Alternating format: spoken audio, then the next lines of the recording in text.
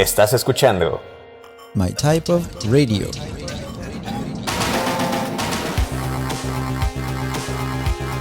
Un podcast de desarrollo web en español. Somos Axel Martínez. Arturo Mosqueda. Comenzamos.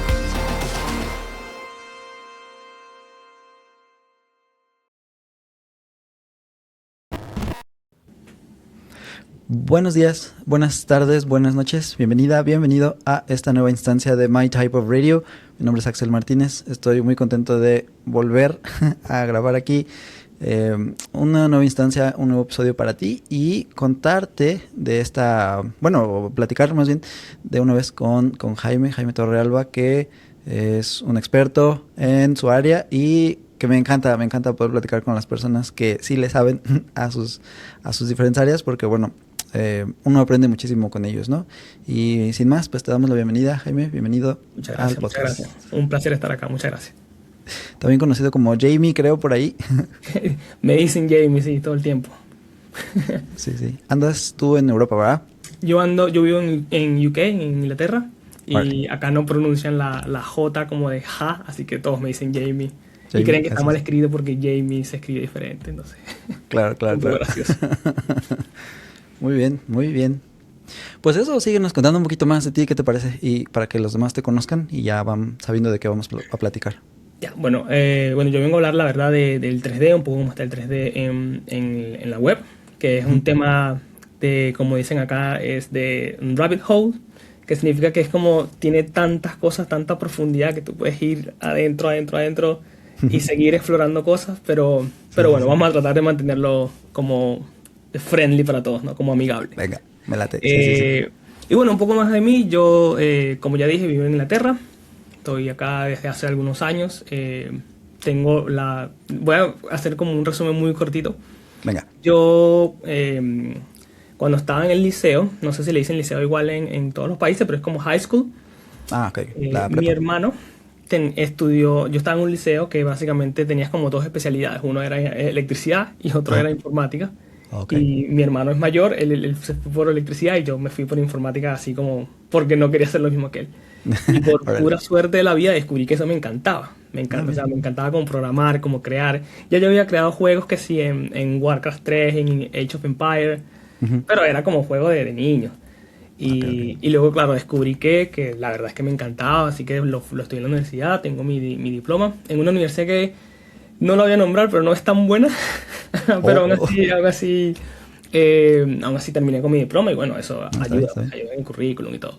Claro. Y luego pasaron cosas en mi vida, me fui a Italia a vivir, luego de Italia salté a Chile, y en Chile llegué un poco, como vamos a decirlo, entre comillas, como sin nada, no tenía computadora, así que agarré cualquier trabajo por ahí de mesonero. Varias cositas hice por ahí hasta que poco a poco fui retomando mi camino por el desarrollo. Siempre desarrollo web, siempre en la web. Y resulta que de nuevo, por pura suerte de la vida, agarré y estaba ya trabajando como freelance, pero llegó la pandemia y resulta que cuando llegó la pandemia pues me disparé para arriba porque muchas empresas estaban buscando muy buenos sueldos. Y creo que una vez que tú entras como en una de estas grandes empresas, yo entré, la puedo nombrar, se llama Ripley, que en ese momento creo que todavía es uno de los e-commerce más grandes no sé si de Chile o de Latinoamérica, pero es muy grande. Y yo entré ahí. Y cuando tú entras como en ese entorno, ya tienes la suerte de que si te quieres cambiar o que si para Mercado Libre o que si hay mucha competencia, ¿no? Pero si ya te quieres saltar a otra gran empresa, ya tienes como ese currículum, ¿no? Ella es como, ya, este chamo trabajó en Ripley, así que debe ser muy bueno. Algo así como tipo, esa es la mentalidad, ¿no? Sí. Y bueno, ya ahí empecé como a poco a poco a saltar unos trabajos. Hice unas cosas en Flutter, no sé cómo se dirá en español, Flutter. Sí, Flutter. El de Google.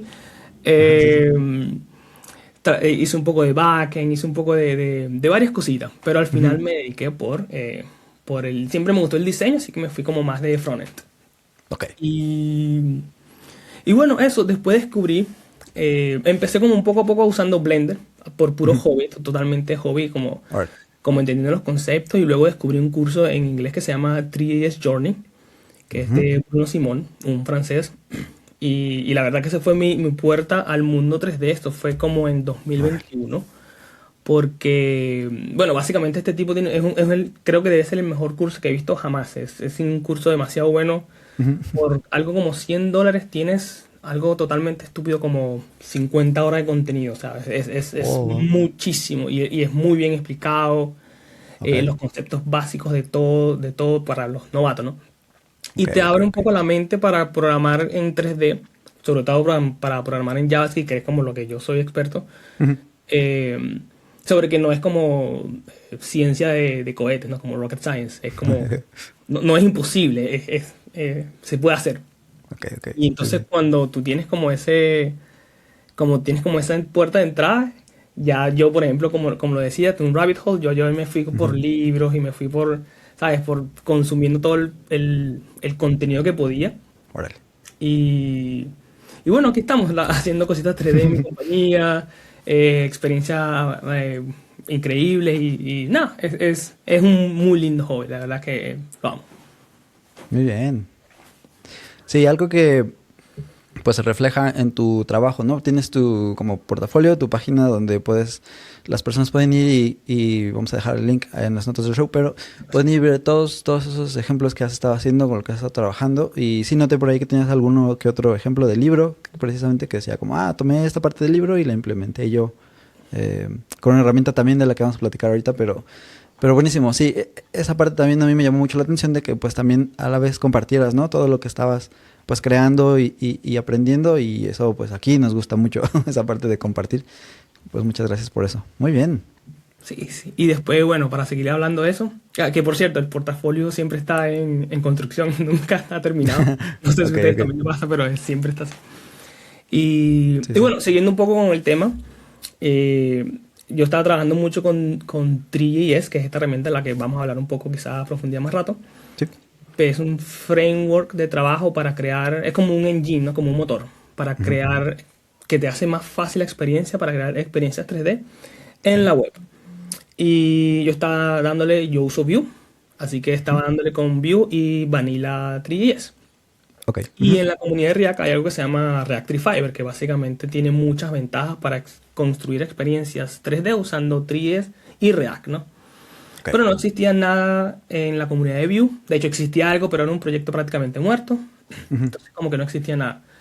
Y por pura coincidencia, por pura coincidencia no, quizás ya seguía a las personas indicadas en Twitter y todo este tema. Encuentro un chamo que se llama Álvaro. Sí. Que él estaba empezando un proyecto justamente para cubrir este espacio.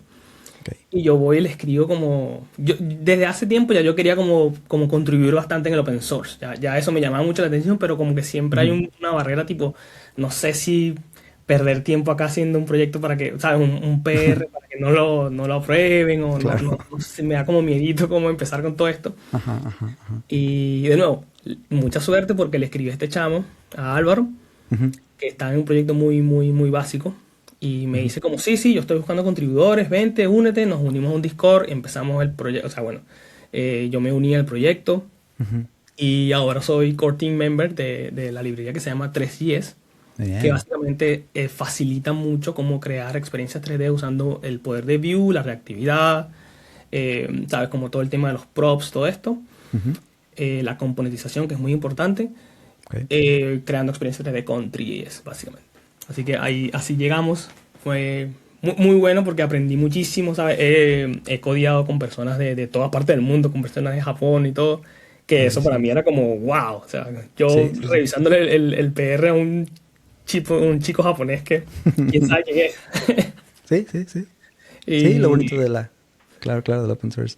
La verdad es que es muy bonito. Yo se lo recomendaría a todos. No solo mejoras tu código, la calidad de código, porque empiezas a escribir como código de calidad más mundial. Todo el mundo puede ver tu código, todo el mundo sabe si lo usa mucha gente.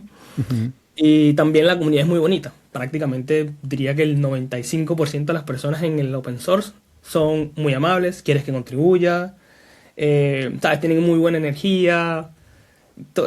casi todo el mundo siempre anda de buena energía. Por supuesto, siempre vas a encontrar algunos, no voy a decir la palabra, pero bueno, personas difíciles. Las excepciones, ¿no? Claro, las excepciones, unas personas difíciles que, bueno, esperan que tú trabajes por gratis y les resuelvas solo el problema a ellos, porque ellos son los que el centro del mundo y todo, pero bueno. Claro. Esto lleva abierto 4 semanas, no lo puedo creer. Claro. No, hay unas cosas que son como, oye, esto no funciona. Y tú así como, ya, pero ayúdame, ¿por qué no funciona? ¿Por qué? ¿Qué pasó? Claro, un link de reproducción, algo. No funciona. Como, ok. Muy loco. Muy bien. Ok. Entonces ya mencionaste un poquito de las tecnologías. Tenemos Three.js y en algún punto hubo, pues se creó esta parte como abstraer algo en la capa de React y al mismo tiempo existe algo nuevo en Vue, que es a lo que eres un core member ahora. Uh-huh. Y bueno, pues no sé qué tan abajo en las capas quieres que empecemos o si lo hacemos desde Vue para abajo. O así. La idea un poquito sería como platicarle a las personas que a lo mejor quieren entrarle, pero no saben cómo. Uh-huh. Y a lo mejor empezar como de eso, ¿sí? ¿Te parece? Ya, démosle. Mira, vamos a empezar con la capa más baja, que es la capa que se llama WebGL. Okay. Esta capa lo que básicamente te permite es usar el poder del GPU, de la GPU, usando JavaScript, ¿no? Es como... sí, es usar diferentes lenguajes de programación en el navegador, uh-huh, que se llama GLSL, ya lo vamos a hablar un poco más. Ajá. Y esta es la capa como básica, como lo más bajo que hay, lo más cerca que puedes usar en el navegador, ¿no? Okay. Porque uh-huh, si nos vamos como a lo nativo, como usando C++, hay otras cosas, pero no nos vamos a meter por allá, vamos solo en el ambiente del navegador. Okay, sí. Y WebGL es un poco viejo. Fue creado, si no me equivoco, como en el 2011, 2010, y básicamente es una copia de OpenGL, que es este lenguaje que no es un lenguaje, es una API que se usa para la GPU. Okay. ¿No? Uh-huh. Entonces, el problema de WebGL es que es muy difícil de trabajar nativo.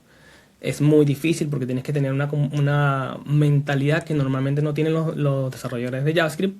Uh-huh. Porque tienes que empezar a pensar cómo funciona la GPU, hacer todos los bounds, que en este momento no me acuerdo cómo se llama en español, pero son como los vínculos. Okay. Tienes que hacer los buffers y un poco de muchos temas que es extremadamente intimidante. Right. Y todo esto, sin decirte mentira, en WebGL el ejemplo clásico de un triángulo usando la GPU deben ser como 100 líneas de código, ¿no? De muchas cosas que no son normales para un desarrollador de la web. Okay, y entonces viene Three.js a abstraernos esa capa, uh-huh, y básicamente te hace la vida increíblemente mucho más fácil, ¿no? Normalmente yo siempre soy más de entender la base primero y después saltar, pero en este caso me la salté. La verdad es que no quise aprender WebGL directo y me fui directo por Three.js. Entonces Three.js es esta librería maravillosa que ya tiene un montón de abstracciones hechas por ti. Uh-huh. ¿Sabes? Ya viene con abstracciones como las luces, las cámaras, los primitivos, que son las esferas, los triángulos, y un montón. La verdad es que tiene, yo no sé cuántas clases, pero tiene demasiadas abstracciones hechas para ti. Okay. Y lo mantiene lo suficientemente low level como para que sea, lo suficientemente flexible para que sea como la analogía, quizá algo similar sería como una pieza de Lego, ¿no? Tú vas poco a poco construyendo las cosas y puedes modificar lo que sea. Y hay otras librerías que compiten con Three.js, vamos a decir compiten, no, en realidad no compiten, no, todo es open source. No es que compiten, pero digamos que atacan el mismo problema de manera similar, como Play Canvas y Babylon, que son creo que las dos más famosas. Ellas también son un motor de renderizado 3D. Okay. Pero, por ejemplo, en el caso de Babylon es más como un motor ya completamente armado, uh-huh, que te da un poco menos de flexibilidad, porque ya tiene un editor completo en el browser y es como más experiencia para crear juegos, ya más GUI y todo el tema, ¿no? Y lo mismo con Play Canvas, que es muy similar, pero está muy enfocado a los juegos. Uh-huh. Entonces yo me fui por Three.js, que además de todo esto tiene la comunidad más grande, tiene muchos más videos, tiene todo este tema, ¿no? Okay. Y bueno, también elegí, creo que vale la pena mencionar, elegí 3GS porque encontré este curso de este chico Bruno Simón, Sí. que es 3GS Journey, justamente en el nombre lo dice, y es un curso de nuevo maravilloso, entonces me fui por ahí, ¿no? Alright. Y para cualquier persona que esté escuchando por acá, si quiere empezar con este mundo del 3D y saben un poco de inglés, les recomendaría este curso que se llama 3GS Journey, que de verdad es muy bueno, son muchísimas horas de contenido por algo así como $100. Bien, Lo recomiendo demasiado, ¿no? Es muy bueno. muy bien, muy bien. Y si usan tu cupón... No, no es cierto. Muy bien. Pero claro, esos son como el nivel de las capas. Luego de que tenemos esta segunda capa que es como 3D, es la abstracción de WebGL, se añadió una capa más, ¿no? Las personas empezaron a añadir otra capa que la empezó Reactive Fiber, Ajá. que es una capa que te permite usar 3DS con todo el poder de React, ¿no? Que es como de nuevo la componentización, que significa dividir tu lógica como en componentes, todo el tema de la reactividad, los props, muchas otras ventajas, ¿no? Como la forma de construir la UI, todo este tema. Okay. Entonces de React 3 Fiber, que fue como la inicial, empezaron a nacer otros clones en las otras librerías de front. Ahora yo estoy con 3GS, que es el equivalente de Reactive Fiber en Vue. Para Vue. Y hay una también en Trivelte, hay Angular 3, si no me equivoco. Right. Y deben haber otros por ahí. Pero básicamente todas siguen como la misma idea, que es tomar tu framework favorito, crear tu experiencia con 3GS, hacerte la vida más fácil, digamos, y dividir la lógica, hacer la reactividad, los componentes, ¿sabes? Muchas cosas, muchas abstracciones que no se pueden hacer directamente en 3GS, okay, se pueden hacer en estas librerías, ¿no? Estos front-end framework para crear 3D, vamos a hacerlo así, vamos a decirlo así. Sí, o sea, tomas cosas que a lo mejor serían repetitivas, cosas que puedes reutilizar, algo que te tomaría mucho como boilerplate para crear unas cosas que son más o menos útiles en muchos lugares, y esas se las pones a una librería como 3JS, por ejemplo, y de ahí vas tomando los cachitos que te sirven, algo así. Exactamente, y lo dijiste muy bien, porque uno de los temas de 3DS es que tiene mucho boilerplate, ¿no? Para crear la escena siempre tienes que repetir lo mismo, como repetir la misma cámara, repetir la misma creación de la escena, del motor, todo este tema, ¿no? Entonces con esta librería te lo hacen en muchas menos líneas de código. Yeah. Y como tú dices, un ejemplo que podría mencionar a la audiencia sería, por ejemplo, nosotros tenemos varios, ¿no? Hay una librería que se llama Cientos, que es para ayudarte a crear escenas con 3DS. Yo trabajo mayormente en Cientos y en el motor de física. Right. Y Cientos es una librería prácticamente de puras abstracciones.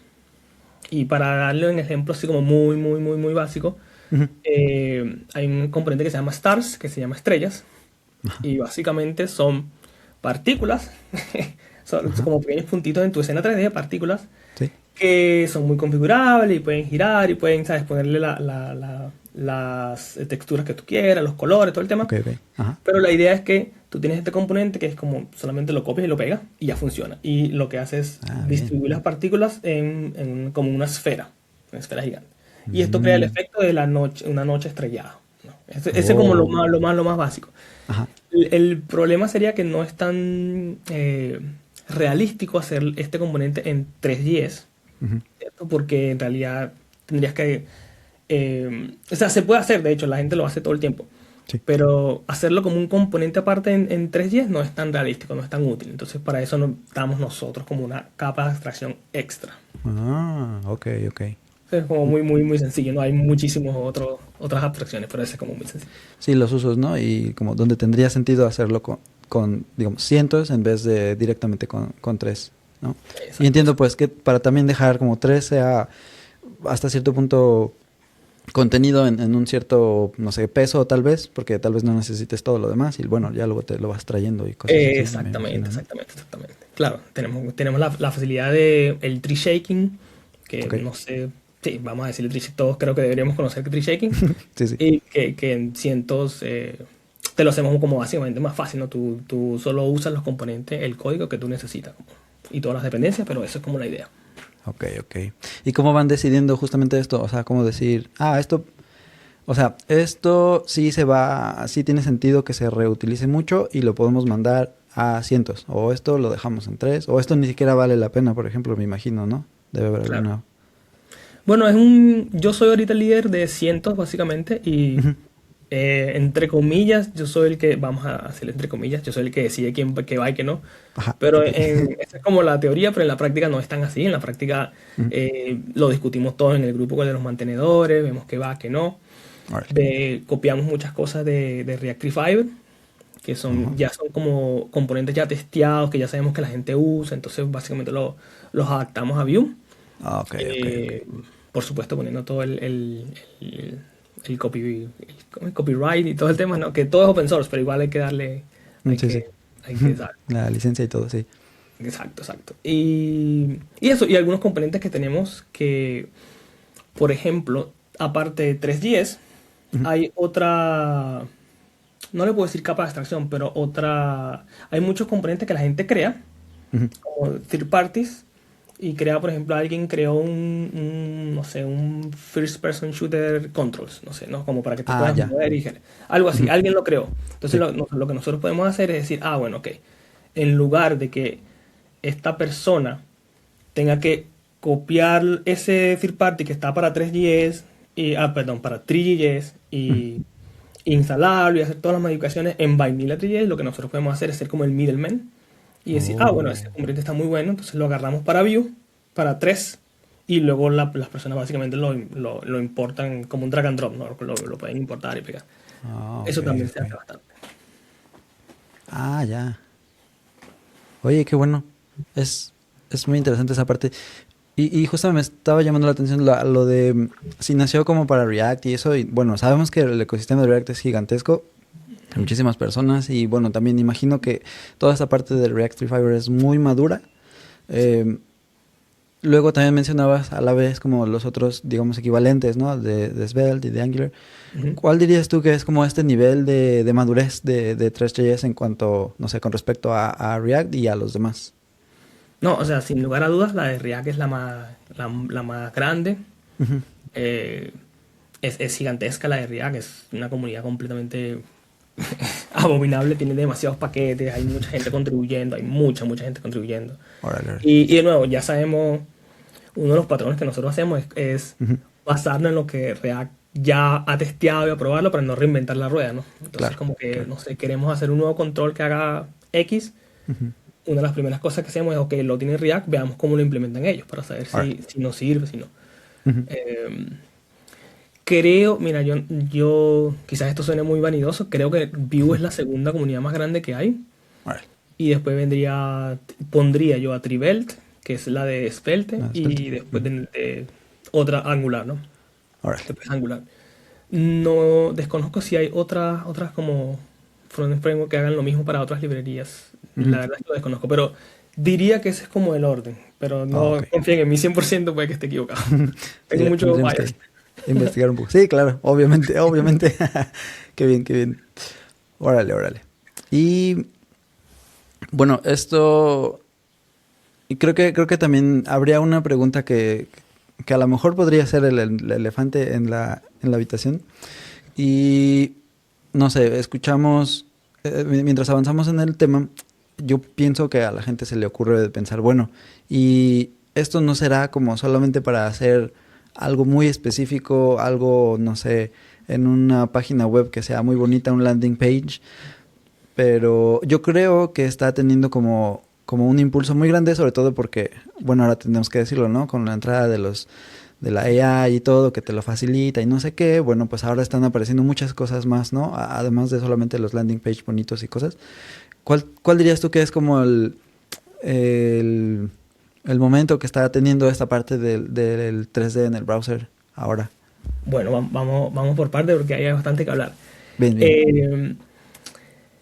Para comenzar, diría que las primeras experiencias que nosotros creamos con WebGL eran un poco más básicas, ¿no? Eran como landing page muy creativos, que si partículas moviéndose, que si modelos en 3D. Por ejemplo, si tenía, vamos a poner un ejemplo muy tonto, tu empresa vende una bicicleta y de poner tu bicicleta en 3D, que la gente la pueda ver, mirar, ¿sabes? Como un configurator. Atrae mucho, atrae muchas personas, es como visible. Hay experiencias que tú las ves y dices, no sé qué hace esta empresa, pero me encanta la página. Como, ¿sabes? Claro. Como punto de referencia ya. Y de nuevo, hay experiencias que tú las ves y son increíbles. Sí. Y todo esto fue con WebGL. Ahora, hace unos años, para venir un poco más atrás, se introdujo lo que se llama WebGPU, que es como una nueva API que conecta con la GPU, que es un poco más fácil que WebGL para hacerlo nativo, pero igual no tienes que preocuparte porque ya 3GS la maneja. Right. Así que no hay mucho que preocuparse. Si ya sabes 3GS, ya prácticamente ya sabes WebGPU también. Y bueno, esta nueva API está basada en Vulkan, no en OpenGL, que Vulkan es, de nuevo, una nueva, vamos a decirlo nueva entre comillas, porque creo que ya tiene como 7 años por ahí. Pero Vulkan es otra API más low level, más al core del kernel. Y para resumirlo mucho, te da mucho más performance, es mejor para el rendimiento. Entonces ya te permite crear en la web muchas más cosas que no eran tan posibles en WebGL. Okay. No sé si me estoy confundiendo mucho, avísame si me estoy dando mucho con la jerga. Entonces, ¿a qué quiero llegar con todo esto? El problema, vamos a decirlo así, uno de los problemas que tenemos al crear estas experiencias en 3D, en la web, es que el usuario siempre tiene que tener dos cosas pendientes. Una es cuánta data descarga. O sea, no podemos poner un modelo 3D increíble, pero que pesa 100 megas, porque la persona, ¿sabes?, se va a quedar esperando sus buenos segundos, inclusive con una internet muy rápida. Claro. Y lo otro es el performance, el rendimiento que tenga tu dispositivo. Por ejemplo, si tienes un teléfono, a menos que sea, yo creo que el último iPhone o no sé, los teléfonos más increíbles, un teléfono normal no va a tener la misma capacidad que tu computadora. Entonces, esas son cosas que cuando programas como para una plataforma como por ejemplo PlayStation, no tienes que preocuparte porque ya tiene como los specs bien definidos. Esto es una máquina poderosa, tal. O cuando programas un juego AAA, ya tú sabes que, bueno, estos son los requerimientos mínimos. Si tú quieres correr en tu computadora vieja, es a tu riesgo. Claro. Entonces, nosotros cuando programamos en la web 3D no podíamos hacer eso, estábamos mucho más contenido. Ahora con WebGPU se mejora muchísimo, tenemos un boost de performance que nos permite ahora crear básicamente experiencias más complejas, juegos completos en la web, con e-commerce, ¿cómo es? Producto configurator, configuradores de producto, que básicamente tú vas armando tu cosa, hacer cosas en VR, realidad virtual. Todo esto ya lo libera mucho más WebGPU. WebGPU fue introducido creo que hace como 5 años, no sé, creo que 4 años, ahí revisamos los datos. Pero de hecho todavía está en constante desarrollo. Y para referencia, por si alguien también está un poco interesado, WebGPU no usa Vulkan, sino que creo que está basado en Vulkan, así que no es Vulkan. Y básicamente es como una nueva API completamente que tiene como su propio lenguaje, tiene su propia forma de trabajar. Y con WebGPU tú puedes desarrollar experiencias nativas también. O sea, tú con WebGPU puedes literalmente usar C++ y crear tu juego con WebGPU. Y no necesariamente tiene que ser en la web. Muy contrario a lo que su nombre confuso le dice, porque indicaría, ¿no? Le dice WebGPU y piensa que es solo en la web. Pero no, en realidad no es tan así. Entonces, ese es uno de los temas, ¿no? Ya el boom de las páginas 3D creo que está muy alto ahora. Creo que la librería de 3GS está, pero on fire, algo así como... Hay que ver los gráficos en NPM para no decir cualquier número al azar, pero está muy alto. O sea, hay mucha gente descargándolo, mucha gente usándolo. Y el siguiente tema, como lo mencionas, es el AI, que está siendo bastante usado para crear juegos tontos. Qué feo, juegos tontos. Juegos en la web, experiencia 3D y todo el tema. Y todo esto en la web, porque de nuevo, la comunidad de JavaScript es gigantesca. No nos metamos con React ni ningún Vue ni nada. O sea, las personas que saben JavaScript son muchísimas. Yo diría que muchas más que cualquier otro lenguaje. Entonces, si les dices, mira, sabes que puedes crear tu juego acá con un lenguaje que tú conoces, las personas lo van a hacer. Y si más encima le dices que todas estas AI probablemente están, como tienen más contenido en JavaScript, codean mejor en JavaScript, básicamente es un tiro ganador, ¿no? Es como Claro. de Rise, es muy, muy boom. Sí.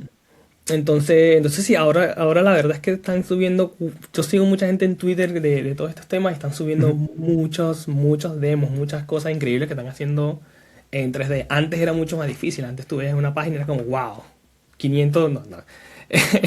50 desarrolladores, ¿sabes? Diseñadores, y ahora es Claro. como un prompt, ya es como relativamente decente. No estoy diciendo que el AI va a reemplazar a los desarrolladores, no. Solo digo que se hace un poco más fácil. Claro. Sí, y por lo menos te da la idea, ¿no? Que como herramienta eso vale la pena. Y bueno, ya luego el expertise de todas las funciones que cada uno tiene, pues el desarrollador, el diseñador, Exacto. quién pone el audio, quién pone así, todo. Eso es Exactamente, importante, ¿no? totalmente. Exactamente. Muy bien. Bueno, y para mencionar una última cosa, perdón, solo para mencionar. Ujú. Yo había mencionado al principio que WebGL usa un lenguaje diferente a JavaScript, ¿no? Y este lenguaje es el que se ejecuta en la GPU, Sí. que tiene otro modelo de pensamiento porque JavaScript trabaja en la CPU, Ujú.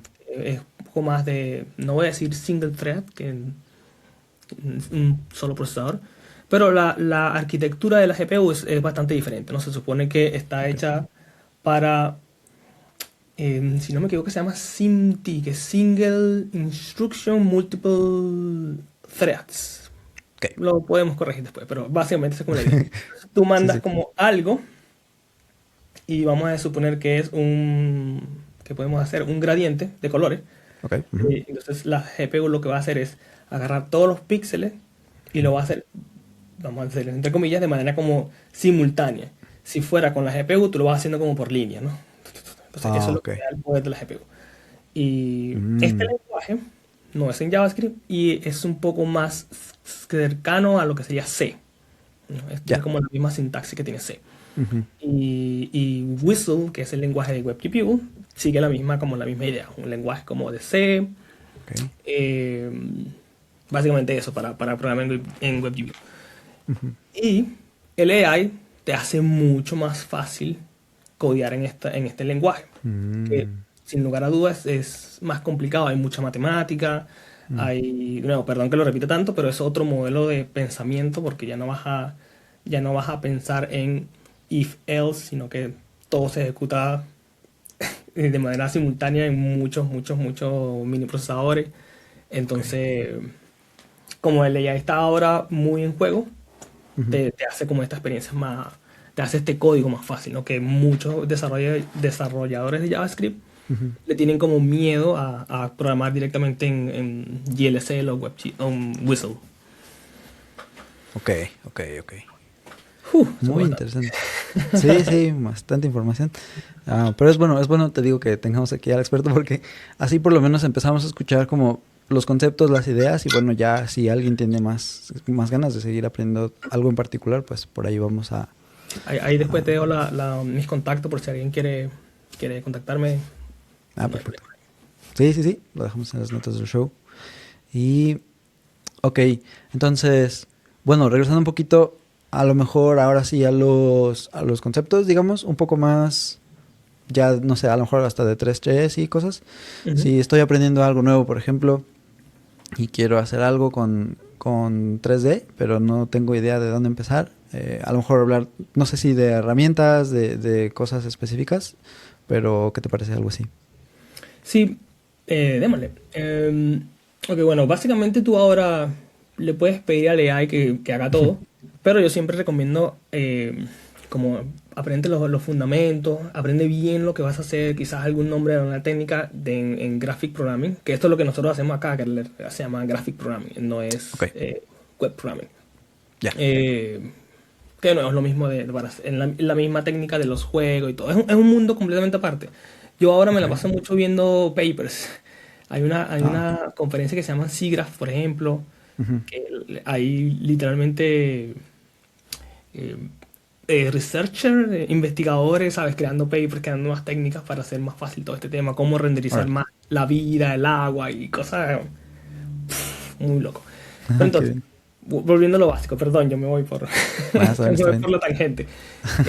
Volviendo a lo básico, prácticamente todas las experiencias de todas estas engines que te acabo de decir, estos motores, se constan de una cámara, ¿cierto? Al menos un objeto para que puedas ver algo, si no todo fuera negro. Claro. Un motor de renderizado, que en este caso viene siendo Babylon o 3ds o Play Canvas o lo que sea. Okay. Y algo que se llama el render loop, ¿no? El render loop es más conocido por el nombre de frames per second, que es una función que se va a ejecutar cada frame per second.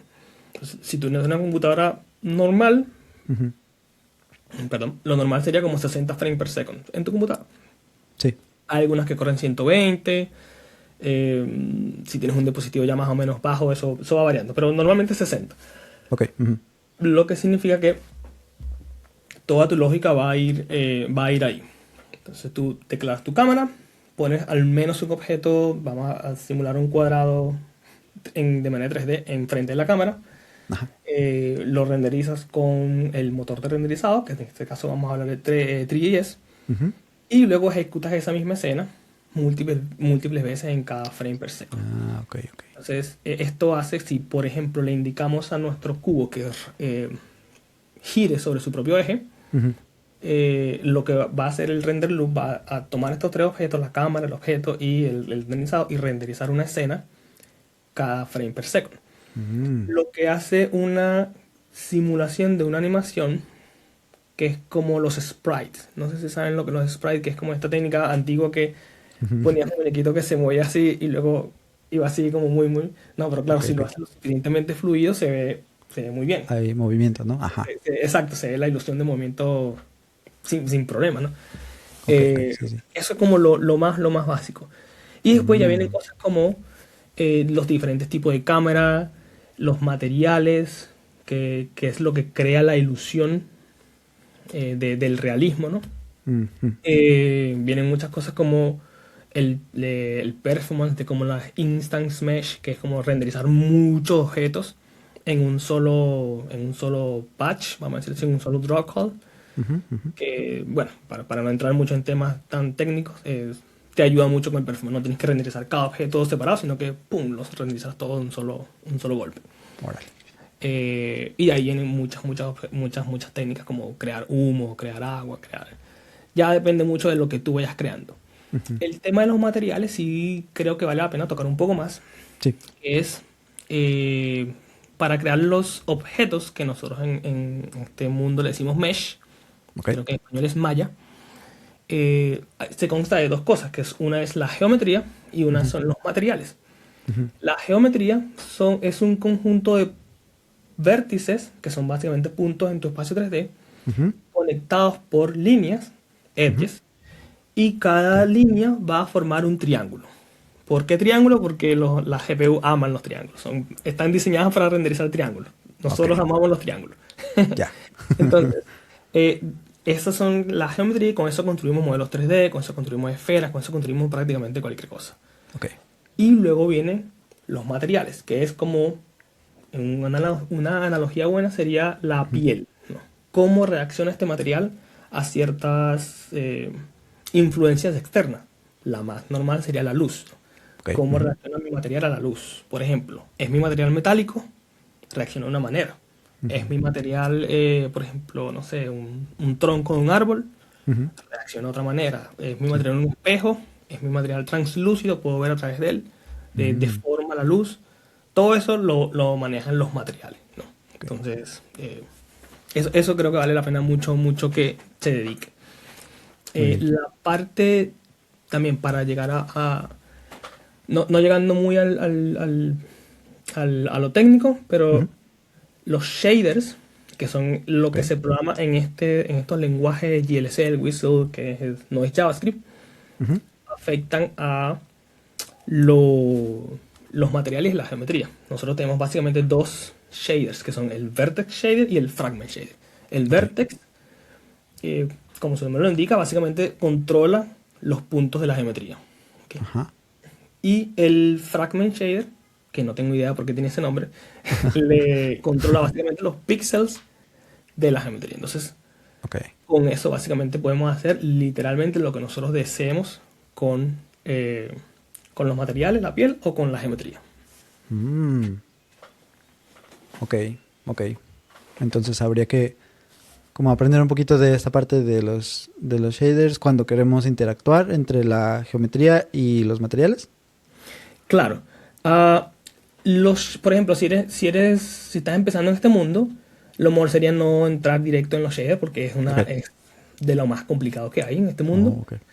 Y ya 3ds te abstrae mucho de esto. Ya 3ds tiene, para decirlo en un lenguaje común, ya 3ds tiene abstracciones para crear espejos o que reaccionen a la luz de cierta forma. Incluso tienen cosas como, no me acuerdo exactamente el nombre, pero es como para que sea como anime, ¿no? ¿Sabes? El estilo de los anime que son como stylized, no me acuerdo cómo se llama, pero obviamente no es realístico, fotorrealista, pero tiene su estilo. Okay, ya tiene abstracciones para eso. Tiene abstracciones para sombras, tiene abstracciones para muchas cosas que por eso que llamamos 3ds, porque nos abstrae toda esta cosa. Si no tuviéramos que hacer todo esto de manera, ¿sabes?, nativa, con GLSL. Sí. Manual y todo, ¿no? Manual. Incluso con la ayuda de la AI y todo, pero tendrías de todos modos que saber qué es lo que le estás pidiendo y encima tomar el tiempo para hacerlo en vez de pues traer la abstracción y usarla para lo que lo necesitas. Órale. Exactamente. Y claro, y justamente lo que tú dices, ¿no? Lo importante, por ejemplo, en este caso es, al menos esto es muy personal, pero al menos a mí no me siento tan cómodo vibe codeando. Okay. Yo ahora prácticamente uso el AI, no sé cómo estará el mundo ahora, pero yo prácticamente uso el AI, yo creo que el 90% del tiempo son prompts y reviso los prompts, ¿no? Claro, esa es la idea, como reviso qué es lo que está escribiendo, reviso cómo se puede mejorar, muchos tweaks, muchas ya. Pero así como de hacer un prompt y siguiente prompt y sí, en el navegador funciona, como que eso no va mucho conmigo. Right. Y sobre todo en la parte del 3D, que tienes que estar pero demasiado pendiente con el rendimiento, vale mucho la pena echarle doble ojo a saber lo que estás haciendo. No es lo mismo decirle, voy a decir cualquier tontera acá, pero no es lo mismo decirle, quiero, no sé, quiero agua. No. y el AI va a hacer cualquier cosa. Que tú le digas, no, mira, quiero usar este paper que usa sign function con no sé qué, con no sé qué, con no sé qué. Entonces ya ahí uno es mucho más preciso y ya más o menos sabe lo que esperar. Exactamente. Sí, ese enfoque me gusta, de decirle exactamente lo que estás buscando, pero sabiendo tú que es de lo que se trata antes de que tengas una salida, ¿no? Y como dices, verificar la salida y revisar cómo se ve el código que está haciendo, especialmente por esto que hablas del performance, es importante. Muy bien. Ok. Entonces, bueno, yo ya sé Vue y entiendo que existe esta abstracción y ahora puedo hacer cosas en 3D. Necesitaría saber por lo menos un poquito de lo que hablabas antes del ¿cómo se llama? GLSL y del otro lenguaje. Sería me confundí ya. GLSL. GLSL, ajá. Mira, si tú sabes Vue, yo de nuevo te recomendaría mucho que, a menos que quieras algo muy específico, no entres con los shaders. Como que no, trata de dejar esa parte hasta que ya te sientas mucho más en confianza creando estas experiencias. En realidad, ahora puedes avanzar bastante. Podría decir que quizás puedes crear juegos enteros sin usar GLSL, ¿no? O Whistle, que es el de WebView, el nuevo.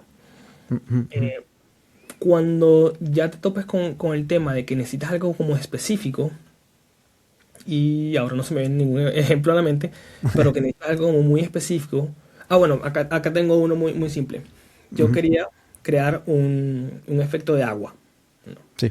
Pero no quería invertir en todo lo que sería realista, un agua realista, ¿no?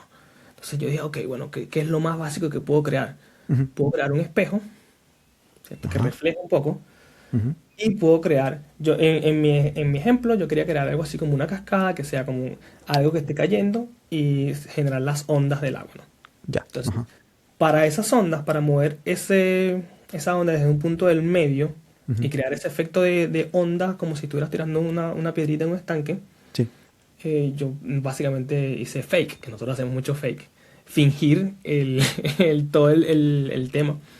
Y ese efecto lo haces con GLSL, porque no, obviamente el 3J no va a tener algo tan específico, ¿no? Entonces tú lo que haces como, ok, bueno, vamos a agarrar todos los vértices y lo vamos a mover de una manera, usando una sine function, una función de seno, seno, coseno, y de una forma que empiece en el medio y todo el tema. Entonces ahí va creando como poco a poco ese efecto lo suficientemente realista para mi caso de uso. Que no, si ya quieres algo muy específico, tienes que invertirle más tiempo. Algo que mencionar que a mí me encanta en lo personal, yo estoy seguro que no es para todos, es que en Computer Graphics me encanta, esto lo escuché una vez de alguien, pero no me acuerdo quién, solo lo escuché. Vas a usar toda esa matemática que aprendiste en el colegio que nunca supiste para qué se usa. Ok. Eso a mí me encanta, porque cuando empecé a entrar en este mundo, sobre todo con los GLSLs, sobre todo con los shaders, que hay mucha matemática y todo, tú empiezas a entenderte por la trigonometría, por ejemplo, ¿no? Cómo hacer interpolation entre los triángulos, cómo encontrar cualquier punto en un triángulo, para qué sirven las integrales, que a todo el mundo le asusta. Y si tú me pones en un papel, yo no puedo hacer de una integral, no puedo. Pero al menos ya tengo en mi mente como cuándo debería usar una integral y decirle a la IA, y claro, decirle, para eso son las integrales. La derivativa, básicamente como el flujo de cambio. Entonces todo ese tema de cálculo, álgebra, lineal, sí, lineal.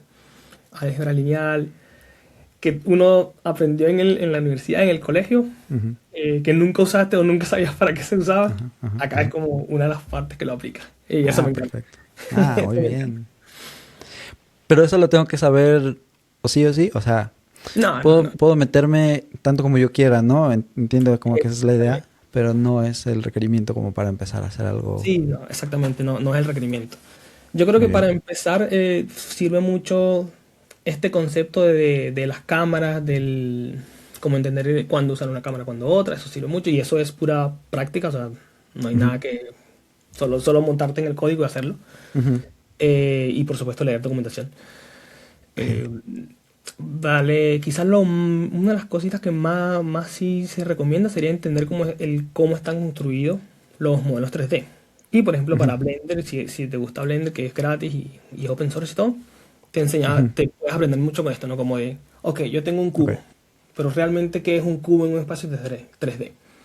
Está formado por los vértices, yo puedo mover los vértices para donde me dé la gana, que son los normals, que es un poco confuso y no quiero confundir a la audiencia, pero hay como 3 definiciones de normals, que es horrible, no sé por qué, pero la que me refiero ahora es a dónde está apuntando mi cara, ¿no? Como todo ese tipo de cositas que de nuevo lo vas aprendiendo mucho cuando lo vayas haciendo. Sí es importante como tener un conocimiento básico de qué pasa, sobre todo para el debugging, ¿no? Para cuando diga, oye, ¿por qué mi cubo o mi esfera está tan extraña, está apuntando como para el otro lado, ¿no? Sí, pero ¿por qué es? Porque mis normas están invertidas. ¿Por qué mis normas están invertidas? Porque hice una escala negativa. No, es como ok, ya sé por qué. Espero no asustar a nadie con todo esto. Sí, esperemos que no. pero sí recomendarías entonces, por ejemplo, meterte por lo menos a picarle a Blender, que es este software de diseño y de creación en 3D, como para que tengas una idea, me imagino, ¿no? Porque cuando estás haciendo cosas en el código, pues, no sé, en esta parte de 3JS y con cientos y todo, pues no lo vas a ver, sino hasta que lo ves en el browser. Pero con esta idea de moverle primero a Blender, que es como el software que está hecho para eso, con la UI y todo, a lo mejor tendrías como más idea de qué se trata esto del 3D, no sé, algo por ahí. Yo creo que Blender te ayuda muchísimo. Y de nuevo, la parte como de recomendar algo específico, lo que podría recomendar sí o sí es vete unos tutoriales, unas cosas que hay muchísimos por ahí. sea en español o sea en inglés o lo que sea, pero sí empieza con unos tutoriales para que al menos te vayan agarrando de la manito mientras vas todo lo básico, ¿no? Claro. Yo no empecé a usar Blender como tan a profundidad hasta mucho ya después que ya sabía cómo codear en 3D. Ok. Fui a Blender y no sabía qué hacer, estaba el cubo ahí, era que wow. Porque Sí, aparte la interfaz de Blender es un poco intimidante, como tantas cosas que uno realmente no sabe qué hacer. Ok. Pero sí es extremadamente útil. Cuando ya tienes un poco de base, Blender te ayuda muchísimo para ¿sabes? Moverte mucho más rápido en tu escena. Ya no tienes que crear, no sé, vamos a poner un ejemplo tonto de nuevo. Estoy con muchos ejemplos. Pero vamos a poner que tienes un cubo y le quieres poner un triángulo encima, ¿no? Ujú. Hacer eso en Blender es, no sé, si tú sabes cómo hacerlo, es menos es un minuto. En cambio, hacerlo en código es como que vamos a poner el cubo, vamos a poner el triángulo en una posición que sea exacta, Cambiar las vamos posiciones. a mergear la geometría. Es como, en cambio en Blender lo puedes hacer súper fácil. Entonces ya entendiendo cómo va el flujo, ya todo Blender digamos que te hace la vida más fácil. Ok. De nuevo, para recomendar sí o sí, un cursito. Ujú. No es, como le diría a todo el mundo, no es rocket science, no es, ¿sabes? No es tecnología de la NASA, no es algo fuera de nuestro alcance, en realidad es bastante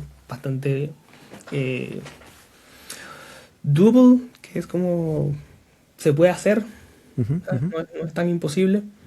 Muy bien. Así que sí, denle un intento. Ahora con el AI te la hace mucho más fácil si le pides que te explique.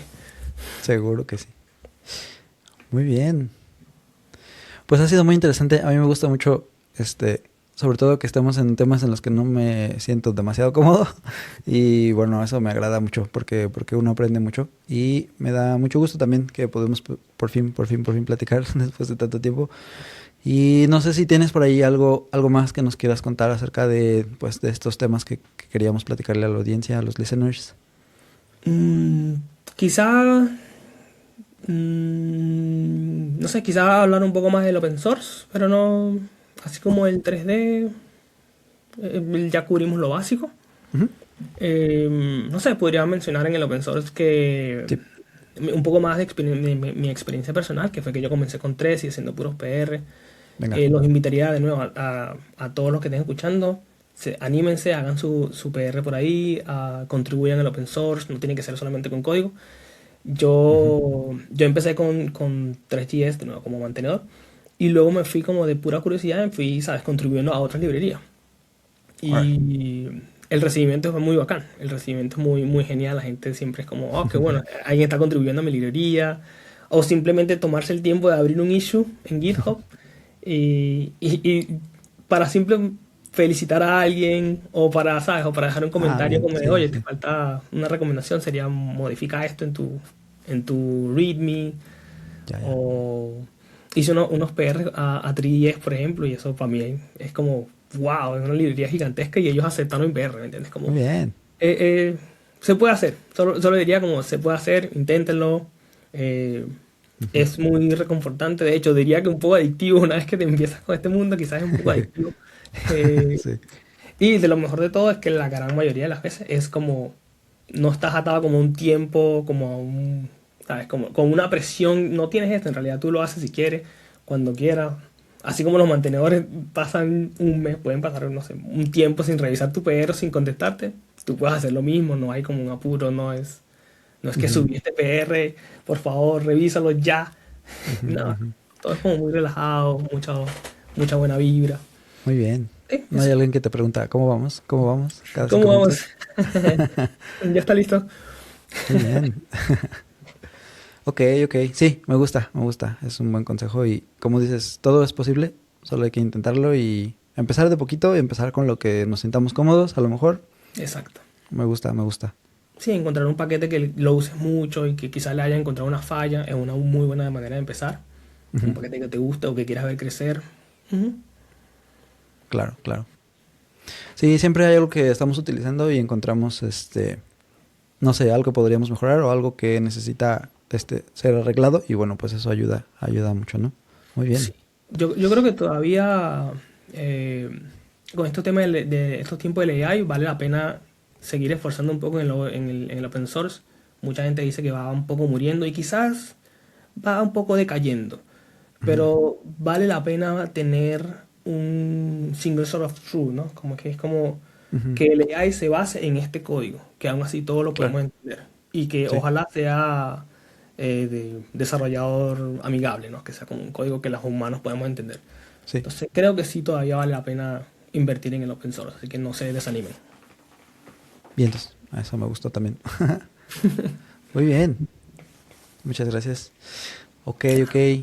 Pues si te parece, vamos a las últimas 2 secciones de nuestros episodios. La primera es vamos a hacer el pick, que son, bueno, cosas que digamos que tienen tu sello personal o que podrías recomendar ampliamente a los demás. No tiene que ser algo de tecnología, pero puede ser. Una receta, un libro, no sé, un álbum de música, algo que, bueno, te gustaría compartir con los demás, que supieran a otras personas acerca de eso. ¿Cómo ves? Ya había pensado en esta pregunta. Tengo bien. 2 libros que me gustaría recomendar. Uno se llama The Design of Everything, que sería como el diseño de todas las cosas, de Norman, y no recuerdo su apellido, Norman, pero es un señor muy capo, ¿no? Tiene muchos años dedicándole a UX. Y es un libro que no es de tecnología, toca en unas partes, pero no es de tecnología. Pero básicamente te explica en detalle como por qué el diseño es importante, como por qué si tú cometes un error normalmente sería culpa del diseño, no de la persona. Es maravilloso, lo encontré, pero me cambió la vida. Uno de esos libros que te arrozó. Órale. Y el otro, no sé si sea tan un popular opinion, ¿no? Que sería como una opinión muy popular. A mí me gustó el libro de Clean Coder, que es como el desarrollador limpio de el Uncle Bob, el tío Bob. Y a diferencia del Clean Code, que es como el más famoso, de Clean Coder es acerca de ti, como de los programadores. Y creo que llegó un momento muy bueno de mi vida, muy preciso, y tenía muchos consejos que yo me sentía digamos que me tocaron la fibra en ese momento, ¿no? Como que de verdad lo encontré muy buen libro. No sé si sea tan bueno como para todo el mundo, pero si tienen el chance, léanlo. De verdad tiene muchos consejos buenos, así como para ti como persona. Como tú deberías verte como profesional, como desarrollador, ¿no? Eso es todo. Muy bien. 2 libros muy buenos, muy buenas recomendaciones. Vamos a dejar, pues también, por ahí si encontramos los links y todo, en las notas del show, para que los puedas revisar, querido listener. Muy bien. Y la otra sección es acerca de los shameless self-plugs, que es decir, vaya, pues, un proyecto, algo en lo que estés trabajando y que nos quieras compartir. Si tienes por ahí, no sé, algo que quieras que los demás sepan, que es algo personal, algo que no sé, te gustaría compartir. Ya, voy a compartir 2. Básicamente ya hablé un poco de los 2, que es mi laboratorio creativo. Voy a dejar el link, que es básicamente yo haciendo, todo es open source, pueden conseguir el código, pero yo haciendo muchos experimentos de computer graphic en Vue.js y 3.js. Entonces vas a encontrar yo creo que van como más de 90 demos, así que revísenlo. El código, para ser honesto, el código no es tan limpio. Yo solamente encuentro algo que me gusta, quiero replicarlo, así que no me concentro como en código limpio de producción, pero ahí tienes la idea, ¿no? Como tengo cosas como básicas de crear juegos y todo el tema. Y el otro es 3.js, ya hablé de ello, la librería de nosotros. Si quieres crear experiencias 3D con Vue, 3.js es tu mejor aliado, así que por acá estamos. Perfecto. Sí. Hay que echarle un buen ojo porque está muy divertido. Pero bueno, entonces hasta aquí lo dejamos. Muchísimas gracias por acompañarnos, Jaime o Jamie. Muchas gracias también a ti, listener, por estar con nosotros aquí hasta el final. Y bueno, sin más, te dejamos por ahí, como dije, las notas del show. Y ojalá que nos escuchemos en la próxima. Hasta luego. Bye.